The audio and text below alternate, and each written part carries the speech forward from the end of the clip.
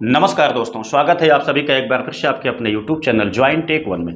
दोस्तों यहाँ पर एक मुद्दा देखने को मिला हुआ है कि उनकी जो भी APS संचालक हैं, इनमें से काफ़ी लोगों की जो डिवाइस है, ठीक है, मंत्रा हो, मार्फो हो या कोई सा भी डिवाइस हो, वह ब्लॉक होती जा रही है।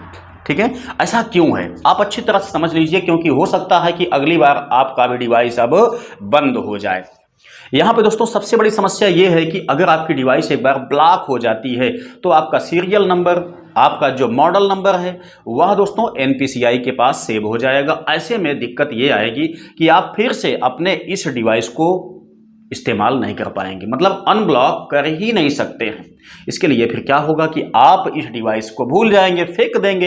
एक नई डिवाइस परचेज करेंगे तो हम लोग जानते हैं कम से कम 3 से 4 हज़ार रुपये, 5 हज़ार रुपये तो आपके खा जाएंगे एक नई डिवाइस को बाय करने में। तो इससे बचने के लिए बस आपको एक वीडियो देखना है, बहुत ही इंफॉर्मेटिव वीडियो है आपके लिए। आपका डिवाइस दोस्तों कभी बंद नहीं होगी। 2 काम आपके पास यहाँ पे होते हैं जहां आप लोग सबसे बड़ी गलती कर देते हैं। ठीक है, देखिए एक बात आप समझिए, आप कभी भी गए होंगे किसी BC के पास, जैसे बैंक ऑफ बड़ौदा होता है, SBI होता है, पंजाब नेशनल बैंक होता है, कोई सा भी बैंक का BC होता है। जब हम उसके पास जाते हैं ट्रांजैक्शन करने के लिए तो आपने एक चीज को अच्छी तरह से देखा होगा, वो क्या है? देखिए वो जो होता है, किसी भी एक कस्टमर का 3 टाइप से ज्यादा बार वो फिंगर नहीं लगवाता है। अगर 3 बार के अंदर ही उसका जो बैलेंस होता है वो इंक्वायरी या विड्रा या कुछ भी करना चाहता है, वो अगर 3 टाइम के बीच में ही उसका फिंगर लग जाता है तो ठीक है, नहीं उसके बाद वो मना कर देता है, कहता है ऐसा आज आपका फिंगर नहीं लगेगा।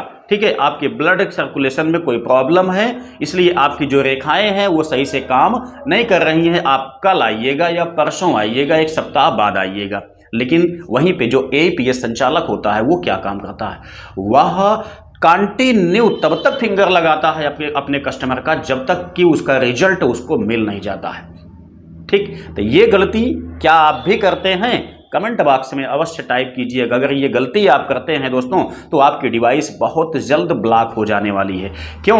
क्योंकि यहाँ पर NPCI के रेगुलेशन में, NPCI के निरीक्षण में ही ये सारे काम किए जाते हैं। कंटिन्यू वो आप पे निगाह बनाए रहता है। ठीक है, तो अगर आपने ये गलती किया तो आपकी डिवाइस दोस्तों जल्द ही बंद हो जाएगी।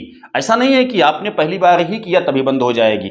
हो सकता है कि आज आपने किया लेकिन NPCI की निगाह 1 सप्ताह के बाद पड़े इस पे। ठीक है, या आप जब दोबारा इसी गलती करेंगे तब उसकी निगाह पड़े, या पहली बार आपको वो रियायत दे दे लेकिन दूसरी बार आपको वह छूट ना दे, क्योंकि ऐसे में दोस्तों फ्रॉड होने के चांसेस ज़्यादा होते हैं। यही NPCI को लगता है कि आप किसी के साथ फ्रॉड करने की कोशिश कर रहे हैं। ठीक है, तो आपकी डिवाइस यहाँ पे ब्लॉक हो जाएगी। तो इस चीज़ से आपको सबसे ज़्यादा बचने की आवश्यकता है। दूसरी बात दोस्तों यहाँ पे ये है कि अगर आपकी डिवाइस का रिचार्ज समाप्त हो जाता है तो कोशिश कीजिए कि आप 1 महीने के अंदर ही अपने डिवाइस को रिचार्ज कर लीजिए, अदरवाइज आपकी डिवाइस वहाँ से ब्लॉक की जा सकती है। तो ये 2 रीजन आपके होते हैं जहाँ से कि आपकी डिवाइस दोस्तों ब्लॉक हो जाती है। तो दोनों से ही आपको बचना है अगर आपकी डिवाइस को बनाए रखना चाहते हैं तो। ठीक है, नहीं तो दोस्तों आप लोग स्वयं जो चाहे वो कर सकते हैं। मेरा जो सुझाव था, जो मुझे इन्फॉर्मेशन मिली है यहाँ पे सही तरीके से, वो मैंने आप लोगों के साथ शेयर किया। उम्मीद करते हैं कि आप लोग अब इस चीज़ से बिल्कुल भी सावधान हो जाएंगे। कमेंट बॉक्स में अपनी राय को अवश्य लिखिएगा, मुझे बहुत बेसब्री से इंतजार होता है आपके कमेंट का।